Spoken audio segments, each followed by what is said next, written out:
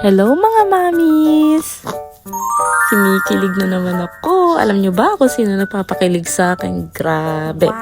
Ito yon yung galing kay Shopee. Sa kanya na lang kinikilig. Joke! Syempre sa asawa ko pa rin. Syempre, monthly milestone naman ng baby natin. Diba? Ang shala.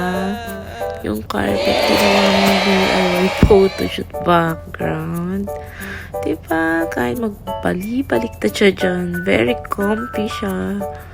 Nakakatawa lang kasi. Sobrang kilig na kilig ako sa nabili ko na to. Kaya lang late ko na siya nabili. Like, 4 months na ata si baby ko nung nabili ko siya. And then, na-notice ko yung sister ko may another color na nabili niya lang din sa Shopee. So, ayun lang mga mamis. Ilalagay ko na lang sa comment section and sa caption yung link para ma-order nyo. Like and follow for more. Thanks.